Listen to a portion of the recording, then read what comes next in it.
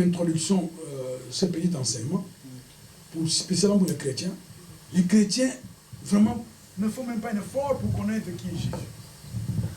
Il ne faut même pas un effort pour voir ce qu'ils peuvent recevoir de Dieu. Mais chers amis, nous avons déjà la vie éternelle. Nous avons déjà la vie éternelle.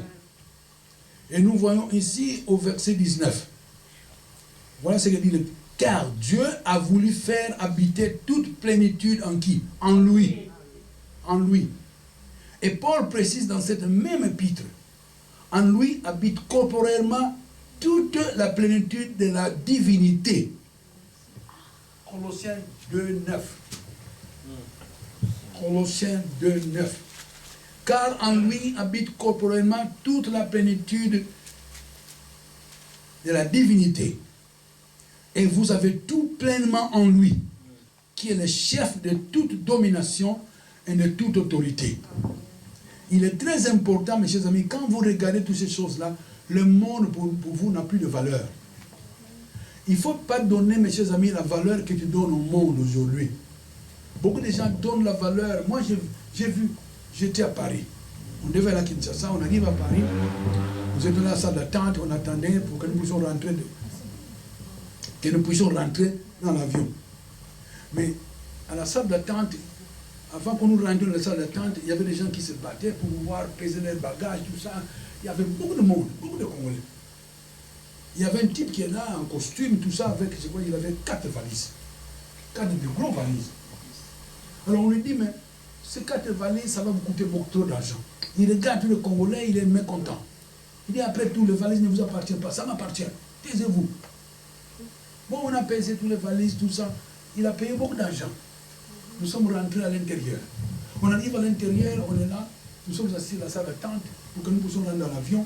Mais on voit les femmes qui vont à la toilette, qui changent. Qui changent les habits, les bijoux, tout ça. On était là, j'ai dit, mais oh. J'ai demandé à une fille, mais pourquoi ils changent les habits? Oh, mais tout ça qui n'est pas. Avec... on était là. Mais c'est rigolant. Bon, finalement, nous sommes rentrés dans l'avion. Quand nous sommes rentrés dans l'avion, nous avons quitté Paris. Maintenant, on descend vers l'Afrique.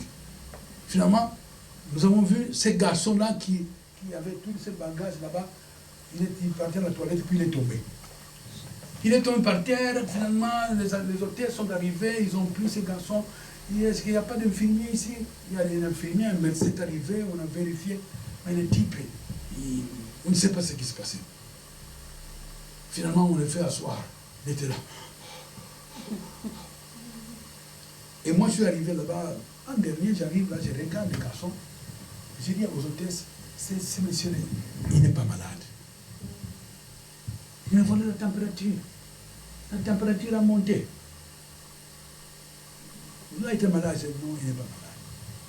Vous connaissez son problème? Son problème, l'argent qu'il avait, qu'il devait amener au Congo, il avait pesé tous ses bagages qui avaient coûté beaucoup d'argent. La moitié de sa fortune qu'il devait amener au Congo est restée où? À l'aéroport. C'est pourquoi quand il était dans l'avion, il était là, il sommeillait, il regardait de gauche à droite, il était malheureux. J'ai prié pour ces garçons. On l'a mis sur le fauteuil. Il était là. Il s'est endormi. On lui a donné un peu de thé, il a pris du thé, tout ça. Je me suis dit, ces garçons-là, ils pensent à quoi? À l'argent. À l'argent qu'il a payé à l'aéroport. On arrive, dans l'avion où j'étais, je me suis dit, bon, je suis debout, parce que les Congolais étaient derrière. Nous étions dans le deuxième salon. Je descends là-bas où il y avait beaucoup de Congolais. Ils buvaient. Puis la boisson, maintenant, c'est gratuit. Ils prenaient le vin, la bière, tout ça, c'était la fête. Alors j'ai dit, mes frères et sœurs, j'ai quand même, il y a un mot à dire. Oui, papa. Qu'est-ce que tu dis? J'ai dit, tu vois ces garçons là-bas, oui. Oui, Abi, pas pitié. Et donc ses frères. Que chacun de nous ici, nous allons cotiser au moins ce que tu peux. 5 euros, 10 euros, 20 euros. Comme ça, nous allons lui donner. Toutes ces femmes qui étaient là, nous,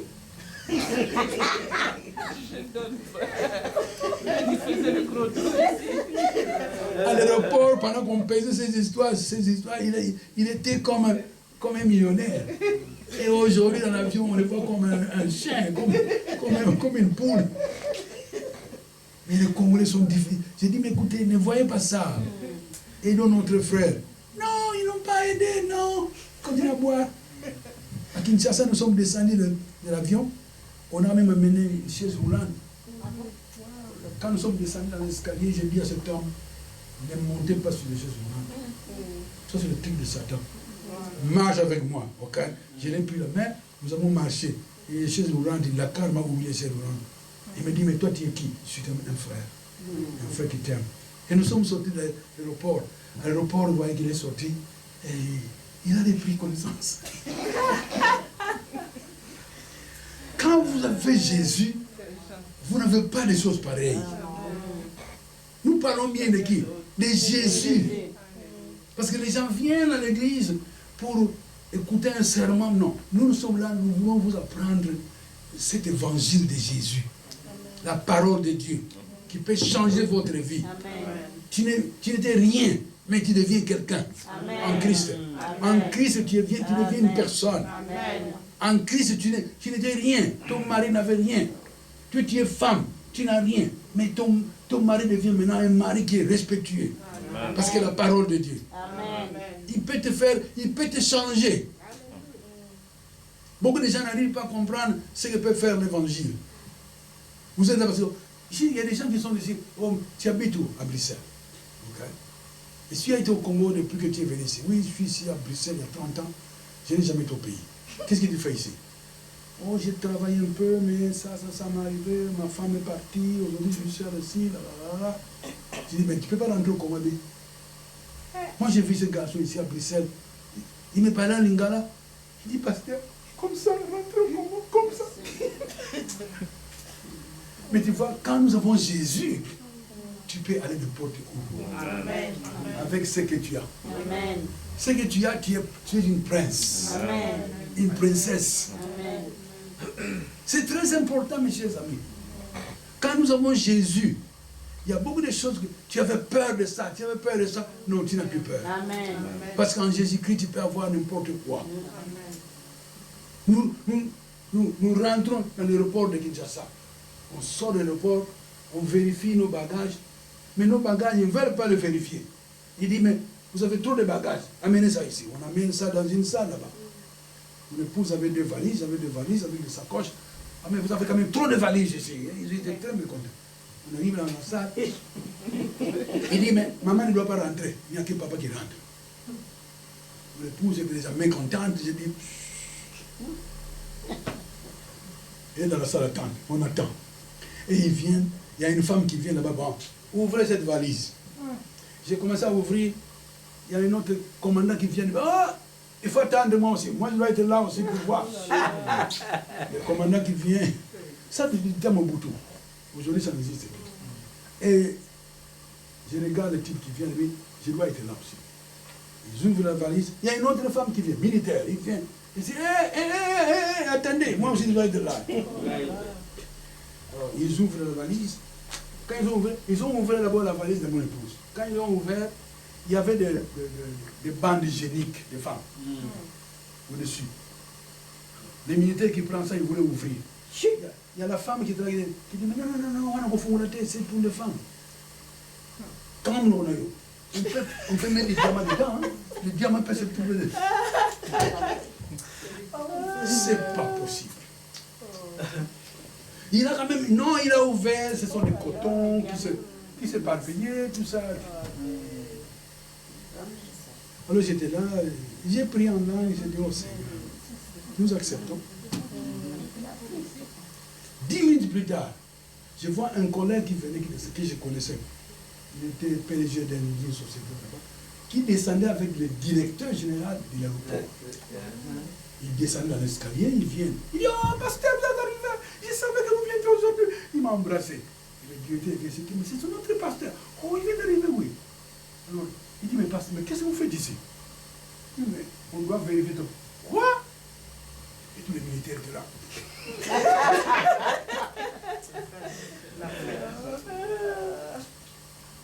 On a fermé la valise, ils n'ont pas tout vérifié. On a fermé la valise de mon épouse. Il a appelé les gens, les travailleurs qui travaillaient le port. Ils ont pris la valise, ils l'ont fait sortir. Vous voyez, quand vous avez Jésus, il vous protège. Amen. Même dans des circonstances bizarres là, tu vois Jésus qui vient. Tu ne le vois pas, mais il va utiliser quelqu'un qui sera ton Jésus. Amen. Nous allons parler dans cette séance de Jésus. Qu'est-ce que Jésus peut faire? Le travail qu'on doit faire ici, c'est Jésus qui doit le faire à travers nous. Nous devons lui obéir. Nous devons nous engager à Jésus dans son travail. Il faut faire un temps. Si pour arriver votre mission dans ce monde où nous sommes, il n'y a que Jésus qui le connaît, le Saint-Esprit, la parole de Dieu. Donne-toi à lui. Lui va faire tout. On a vu des gens qui avaient zéro vie. Jésus est capable de vous donner la vie. Amen. Il est la parole de Dieu. Il est l'Éternel. Il peut faire des miracles. Jésus. Alléluia. Amen. Aujourd'hui, l'apôtre Jean nous dit également que Dieu est invisible. Que seul Christ nous l'a fait connaître comme un fils reproduit des traits de son Père. Le Seigneur lui-même déclare, quand vous lisez dans Jean 14, 9, c'est lui qui m'a vu, a vu le Père. C'est lui qui m'a vu, il a vu qui? Le Père. Dieu reste inconnu hors de Jésus-Christ. Dieu reste inconnu, mes chers amis, si tu n'as pas Jésus. Hors de Jésus, il n'y a pas de Dieu. Ce qui peut pouvoir se passer de Jésus-Christ, ce qui pense pouvoir se passer de Jésus-Christ pour connaître Dieu et l'adorer sont dans la plus grande erreur. C'est une très grande erreur. Moi, je ne veux pas être dans cette erreur. Je ne veux pas être dans cette grande erreur. Quand vous n'êtes pas en Jésus-Christ, mes chers amis, vous êtes dans l'erreur. Vous êtes vraiment en erreur. Ici, nous voyons, nous avons un autre aspect. Tout Dieu qui n'est pas celui qui se manifeste en Jésus-Christ est une création de l'imagination ou des sentiments humains. Donc, c'est Dieu que tu loues. C'est Dieu que tu parles. Si ce n'est pas Jésus-Christ, mes chers amis, ça c'est l'imagination des hommes. Ce sont des idées des hommes. Il n'y a aucune connaissance de Dieu en dehors de Jésus de Nazareth, né à Bethléem, crucifié à Golgotha, ressuscité des morts, élevé dans la gloire. C'est-à-dire, en dehors de Jésus, en dehors des Écritures, vous n'avez rien. Ainsi, tous ceux qui aujourd'hui ont rabaissé Jésus-Christ au point de ne voir en lui qu'un simple homme, mes chers amis, ils n'ont rien. C'est une grave erreur. Ce sont des hommes qui vous prêchent des choses qui ne sont pas vraies. C'est très important, mes chers amis. Jésus, c'est le plus grand des prophètes. C'est lui qui est venu, qui est mort pour toute l'humanité. Sans Christ, Dieu reste inconnu. Il n'y a pas de théologie possible si tu n'as pas Jésus. Ainsi, le thème de cet épître aux Colossiens est-il Jésus-Christ. Quand vous lisez le livre de Colossiens, vous allez comprendre qui était Jésus. Image du Dieu invisible, mystère dans lequel sont cachés tous les trésors de la sagesse. Jésus-Christ, mes chers amis, image de Dieu invisible, Jésus. C'est le mystère de Dieu. C'est caché en Jésus-Christ. C'est là où sont cachés tous les trésors de la sagesse et de la science. C'est en lui que vous avez tout pleinement. C'est en lui que vous avez quoi? Pleinement. Tout ce que, mes chers amis, vous n'allez pas connaître Jésus sans pour autant aller à Jésus-Christ. Dans 1 Corinthiens 2, 1 Corinthiens chapitre 2. Nous allons bientôt nous arrêter. Alléluia. Dans 1 Corinthiens chapitre 2.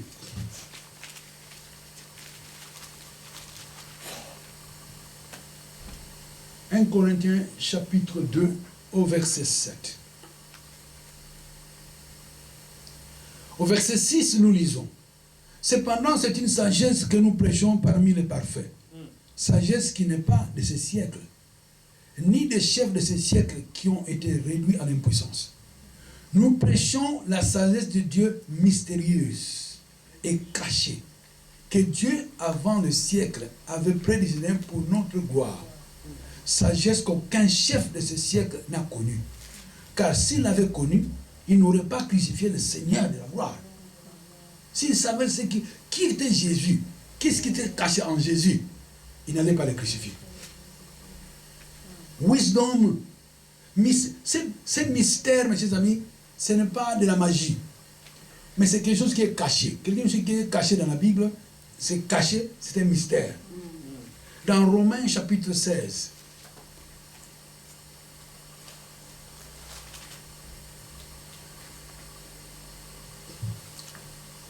dans Romains chapitre 16,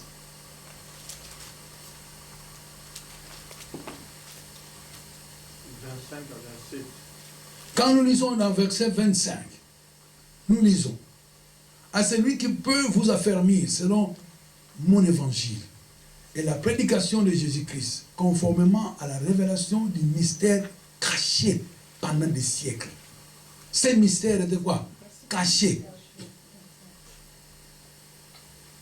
Conformément à la révélation du mystère caché pendant ces siècles, mais manifesté maintenant par les écrits des prophètes, d'après l'ordre de Dieu éternel, et porté à la connaissance de toutes les nations, afin qu'elles obéissent à la foi, à Dieu, seul sage, soit la gloire au siècle des siècles par Jésus-Christ.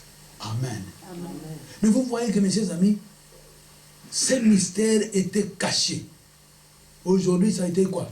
Révélé. Ainsi, nous allons apprendre ceci, mes chers amis, toutes ces choses qui étaient cachées, mais c'est révélé. Les chrétiens qui sont dans les églises aujourd'hui, ces mystères, ils ne connaissent pas, mes chers amis. Moi, lorsque j'ai commencé à apprendre ceci, j'ai dit, mais c'est pas possible. J'ai abandonné tout. Je ne dis pas que j'ai fui à travailler, ou je ne vivais plus, mais je me suis donné corps et âme à connaître tous ces mystères. Il faut que tu rentres dans ces mystères, mes chers amis. Alléluia. Amen. Alléluia. Amen. Dans Éphésiens chapitre 3.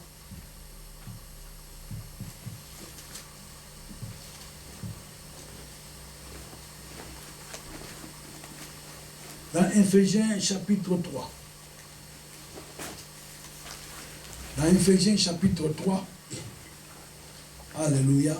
Amen. Est-ce que tout le monde a trouvé Éphésiens chapitre 3? Amen. Oui.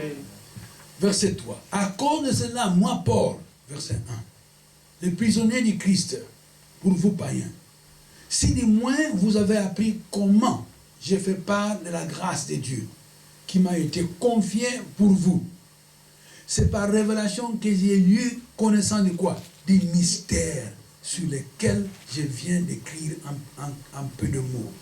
Lisez chapitre 1 et 2 à la maison, vous allez connaître les mystères que Jésus a donné à Paul. C'est un mystère. Mystère, c'est-à-dire sont des choses cachées que tu ne connais pas.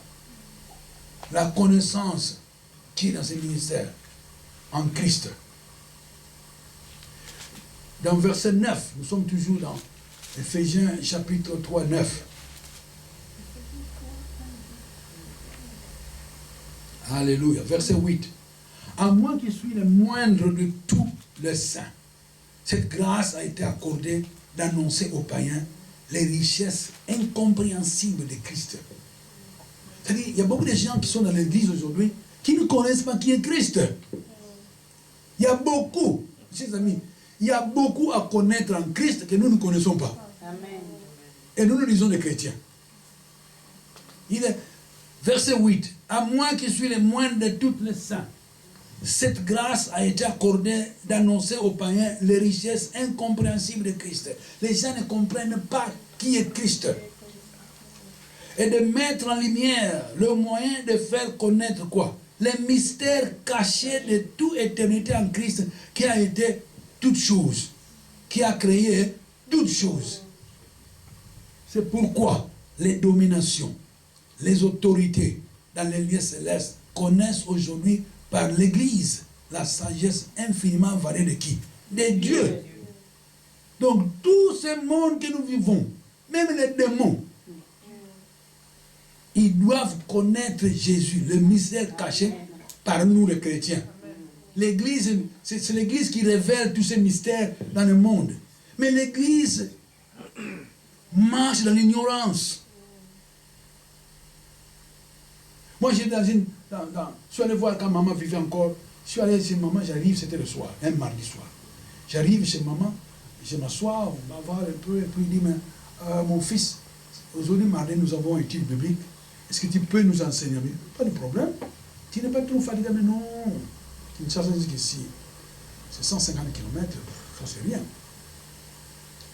Et puis vers 18h, je vois tous les mamans qui venaient dans la parcelle, ils sont assis par terre, tout ça.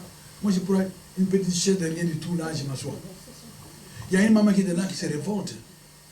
Il dit à ma mère, il dit, maman, ça c'est votre fils qui est passé, oui. Mais il s'assoit dans une petite chaise comme ça. Pourquoi ne pas faire venir quelqu'un dans la maison, prendre le fauteuil? Alors, la maman qui me regarde, je regarde la maman qui rit, moi je ris aussi. Elle dit, non, moi je vais m'asseoir ici. Elle dit, non, tu es pasteur, et puis tu viens des États-Unis.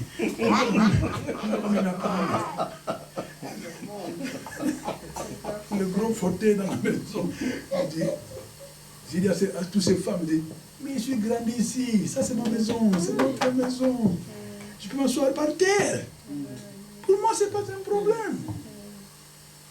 Et puis il y avait un diacre de l'église protestante qui est arrivé, ce vieux, assis. J'ai commencé à enseigner. Le salut. Est-ce que vous, en tant que chrétien, est-ce que vous avez accepté Christ? Est-ce que votre nom est écrit dans le livre de vie? Comment ça va être écrit? J'ai prêché l'évangile là pendant moins de 30 minutes. Comment, qu'est-ce qu'elle peut être sauvé? Finalement, j'ai tout expliqué. On a fait des confessions. Après la confession, je demande à toutes ces femmes, est-ce que vous avez déjà écouté cet enseignement? La maman qui était à côté, elle dit, mais elle dit, mon fils, je n'ai jamais écouté ce que tu as dit. Je ne sais même pas si c'est dans la Bible. Ce sont des mamans. Des mamans qui étaient là. Il y avait des mamans catholiques, protestantes, des mamans de quartier. Ils étaient là assis. Je dis, non, c'est dans la Bible. Après tout, je lisais la Bible en Congo. Il me dit, mais moi, je vais prier pour vous. J'ai levé la main et confessé après moi. Je les ai amenés dans une longue prière. Quand ils ont terminé, ils disent, voilà, rentrez à la maison, méditez tout ce que vous avez appris. Il y avait une maman qui était là à côté. Quand il est venu, il avait une canne là. Il marchait avec cette canne. Il s'est mis debout sans canne. Il me demande, le pasteur. Mais quand je suis venu ici, j'ai toujours mal à mon pied droit. Je marche très difficilement. J'ai vu même le docteur, tout ça. Mais maintenant, je marche bien. Il a marché dans la parcelle, et puis il vient, il me dit, ami pasteur, est-ce que tu peux m'écrire cette prière que tu as priée?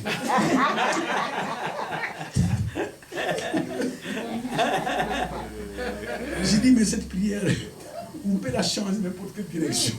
Donc je ne peux quand même pas l'écrire. Non, écrivez-moi cette prière. Mais non. Et notre maman qui était là, il dit, mon épaule. Après avoir fait cette prière que vous avez fait ici, je n'ai plus mal à l'épaule. Il fait ça, il parle de gauche à droite. Toutes ces mamans avaient quelque chose en eux. Mais la prière qu'on avait priée, parce que la prière c'était Jésus. Jésus les a touchés. Tous ces mamans, ils ont dit à ma mère, et ton fils va rester comme le temps. Mais demain, il rentre à Kinshasa. Parce qu'il devait aller à Kinshasa pour enseigner l'école de ministère le soir, le mardi soir. C'était le lundi. Et tu vas revenir ici? Je ne sais pas. Alléluia. Amen. Si nous avons Jésus, dans cette ville, quand les gens commencent à démontrer Jésus dans cette ville va changer. Amen. Nos maisons vont changer. Mais nous voulons changer tout par nous-mêmes. Ça ne marche pas. Ça ne va pas marcher. Ça ne va pas marcher. Les mystères de Jésus. Beaucoup de chrétiens ne savent pas qui est Jésus. Nous chantons par exemple, Jésus-Christ est Seigneur, il est sorti du tombeau, il est Seigneur, alléluia. Tout genou fléchira, toute langue confessera, et Jésus est Seigneur. Nous rentrons à la maison, nous oublions qu'il est Seigneur. Nous oublions qui est Jésus. Dans cette ville, il y a beaucoup de gens qui sont ici, qui ont aimé le Seigneur. Ils ont été déçus. Ils ont abandonné.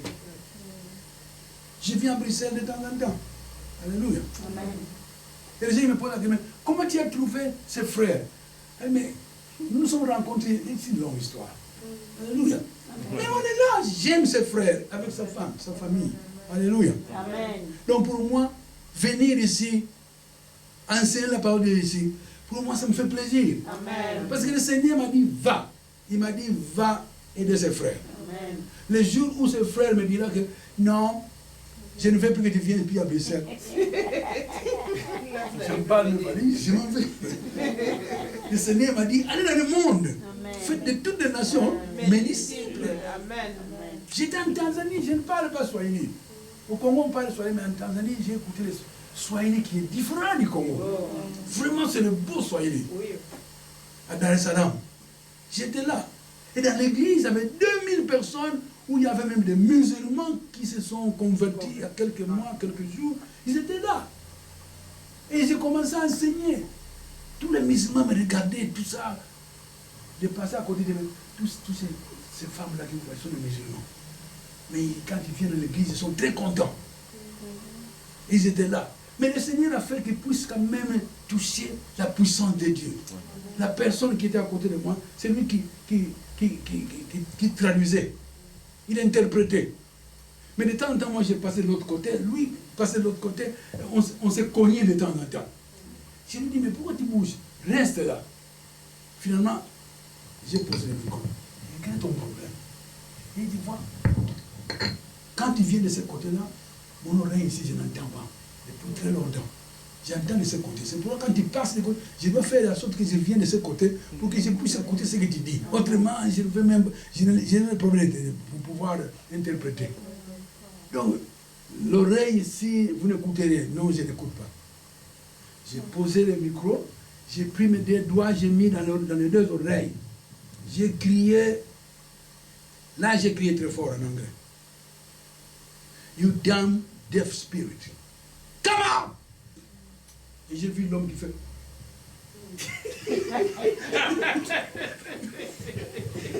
Il était là, il a bougé la tête.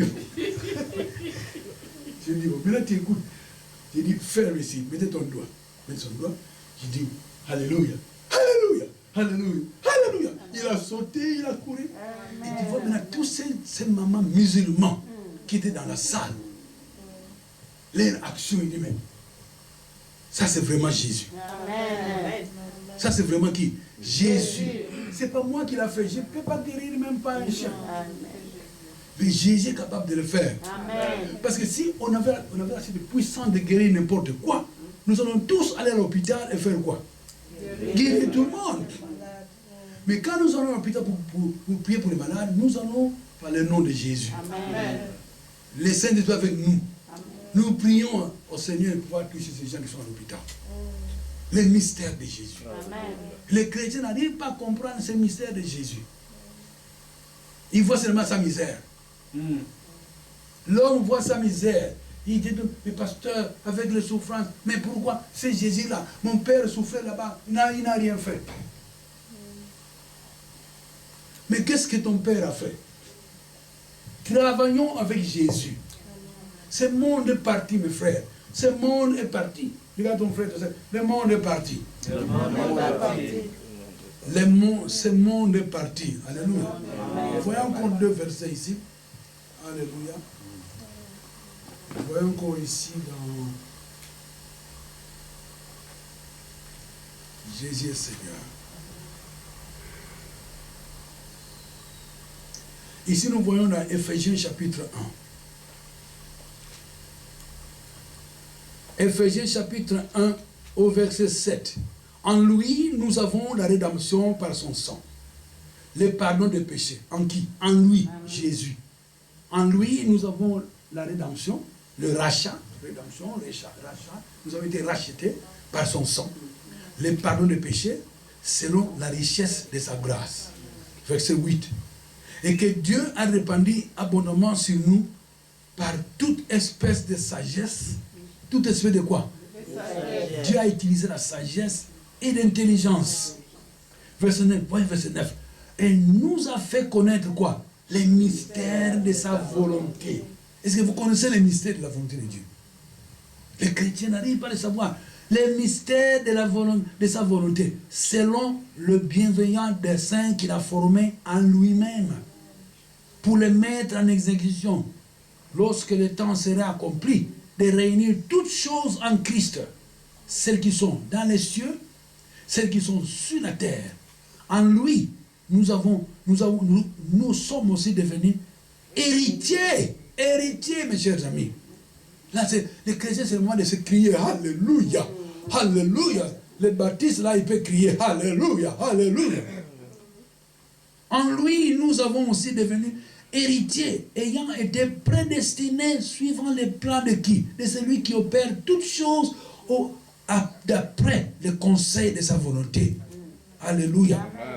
Et nous voyons aussi, afin que nous servions à célébrer sa gloire, nous qui d'avance avons espéré en Christ. Et en lui, vous aussi, après avoir entendu la parole de la vérité, l'évangile de votre salut, en lui, vous avez cru, vous avez été quoi? Scellés du Saint-Esprit, qui avait été promis, lequel était un gage de notre héritage pour la rédemption de ce que Dieu s'est acquis pour célébrer quoi? Sa gloire. Est-ce que nous célébrons sa gloire? Je vous posez une question que j'ai posée à beaucoup de gens même dans le monde. Est-ce que vous avez déjà fait une fête chez vous à la maison, vous avez préparé tout ça?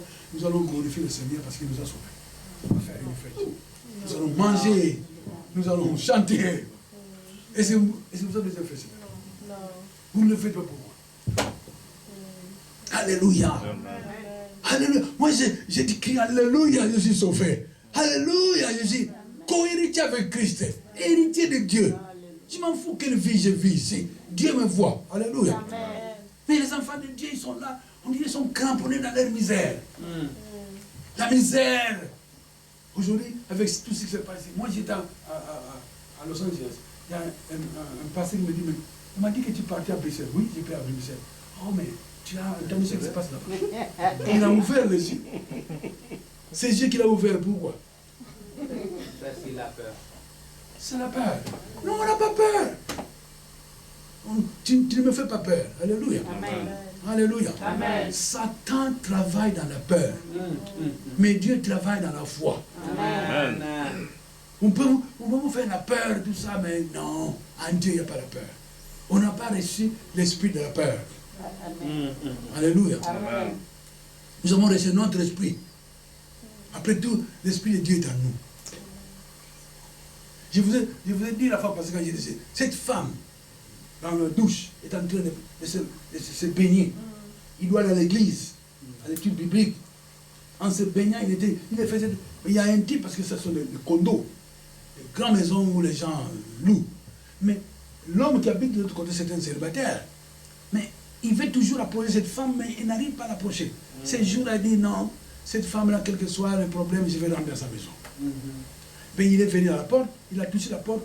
La fille a oublié de fermer la porte. Il était vraiment il était très, très pressé. Il n'a pas fermé la porte. Lui ouvre la porte, il rentre à la maison. Il ferme la porte, il va. Parce que quand la fille est dans la douche, lui dans sa chambre, il peut écouter la fille qui est en train de prendre son bain. Et il vient, il arrive à la porte de la douche. Ce n'est pas une porte, c'est une sorte de rideau. Alors il est là, il hésite un peu, et puis, Mais la fille dans la douche, pendant qu'il prend sa douche, prie en langue, chantait, oh Riandalabaka, oh Yakabaso, oh Rabaka Sebora, oh Seigneur, Alléluia. Et lui, il veut rentrer dans la douche. Le Saint-Esprit révèle à la fille, il y a quelqu'un à la porte. Il enlève calmement le rideau, nu qu'elle était, il regarde et dit, au nom de Jésus-Christ de Nazareth, sors de ma maison. Il a crié très fort. Cet homme s'est retourné, cet homme a fui. Il a cogné la table, la chaise, le salon. Il est allé à la porte, il a fui. C'était un vendredi soir. La fille est venue, elle a fermé la porte, il s'est réhabillé, il est parti à l'église. Le samedi, ce garçon-là qui habitait à côté de lui, il a déménagé. Ça, c'est le Jésus que nous confessons. Le Jésus. Quand tu es avec Jésus, il te protège. Il fait des choses que toi, tu ne comprends pas. Les mystères de Jésus. Alléluia. Amen. Alléluia. Amen. Ça, c'est très important. Mais les enfants de Dieu, mes chers amis, les gens croient que maintenant, quand nous serons au ciel, non, ici. Ici, c'est la terre. Alléluia. La Bible dit, tout genou fléchira. Toute langue confessera. Les démons, ils ne veulent même pas que tu confesses le nom de Jésus. Ils ne veulent pas que tu confesses le nom de Jésus. Un prophète américain, il habite vers le Texas. Il venait dans une conférence. Pendant qu'il a pris le bus, il voulait prendre le bus. Il y a des bus qui sont bien, des bus de voyage, des gros bus. Il arrive dans une ville, oh, j'ai un homme qui est ici, qui habite ici, il est pasteur. Alors, il est descendu, il dit, je vais prendre un autre bus demain. Je vais voir mon oncle, il y a longtemps que je l'ai vu. Il descend avec sa sacoche, mallette, et puis il prend un taxi pour aller voir son oncle. Il arrive là-bas, son oncle à la porte, il dit, oh, mon neveu, oh. Il l'embrasse, il rentre dans la maison. Quand il rentre dans la maison, il était très fatigué, il faisait 21h la nuit. 21h la nuit, il dit, oncle, il ne faut pas réveiller la tante. Je n'ai pas besoin de manger, je vais me dormir, j'ai dormi, demain matin on va déjeuner. Puis il est allé dans sa chambre, on va dans cette chambre-là, tu connais la maison. Il est rentré dedans, il s'est endormi. La nuit, Satan vient. Ça, c'est une histoire vraie. Il a donné ça, cet exemple, ce témoignage à l'école de la Bible. Il dit, la nuit, il voit Satan. Il se réveille, il voit une silhouette là à la porte de la chambre. On lui dit, au nom de Jésus, Satan sort. Le démon a disparu. Après 1 heure, il s'est endormi, Satan revient. Quand il revient, il a crié encore, au nom de Jésus. La 3e fois, lorsque Satan est revenu, le pasteur, il voulait crier au nom de Jésus. Satan lui dit, avant que tu puisses confesser ce nom-là, ne confesse pas, ne confesse pas. Si le nom de Jésus a une puissance impossible, si tu connais ce qui se trouve en Christ, il dit, ne dis même pas ce mot, je vous en prie, je vous en prie. Il s'avance. Il dit, le diable est venu chez lui, c'est un apôtre cet homme, un homme bien connu aux États-Unis. Et il dit, écoutez, ton oncle, vous voyez la maison qu'il a, son église. Il a signé un contrat avec moi. Je lui ai donné beaucoup d'argent. Son église qu'il a construite, la maison qu'il habite. Vous voyez la maison, tu as vu la maison. Signe un contrat, je vous fais la même chose. Le garçon qui était au lit, il a sauté, dit au nom de Jésus, sors! Satan a disparu. Il s'était réhabillé. Il s'est habillé, il a pris le pyjama dans la valise, dans son sacoche, et puis il est allé toquer la porte de son oncle. Son oncle qui vient avec son pyjama. C'est quoi? Il dit, mais toi, tu as fait un contrat avec le Satan. Il dit, mais tu vois, cette église était trop pauvre. Aujourd'hui, maintenant, dans cette ville, je suis le premier. Voilà ce que j'ai construit, l'église. Tu as vu ça? Ils se sont charmés avec son oncle. Il dit, tu ne verras plus ici. Il est sorti de la maison, il a carrément pris un autre bus qui passe à minuit, et il est parti chez lui. C'est pour dire que les enfants de Dieu, nous même les pasteurs aujourd'hui, ils se tournent les yeux sur ce qui brille, l'argent. Mais il y a des gens qui... Moi, j'ai travaillé aux États-Unis. Je n'envie personne. Nous avons une maison de 2 chambres. Avec un salon, tout ça. Mais les enfants ont grandi, sont partis, et nous sommes là à 2. Nous ne manquons pas du pain. Alléluia. Amen. Alléluia. Amen. Mais cet homme, il a donné son expérience à l'école biblique pendant qu'il prêchait. Il dit, mon oncle, nous sommes séparés pour toujours. Parce qu'il a fait un contrat avec qui? Satan. Avec Satan. Il y a beaucoup de chrétiens qui sont dans cette ville qui ont fait des conventions avec qui? Avec Satan. Il y a des gens qui vont dans ces églises-là, ce ne sont même pas des églises. Faites attention. Les mystères de l'évangile de Jésus. C'était caché pendant des années et des années.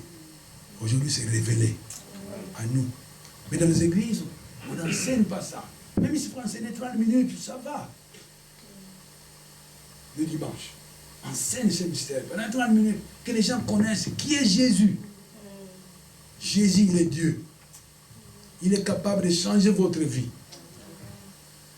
Nous allons voir au cours de la semaine l'appel que Jésus a donné à nous tous.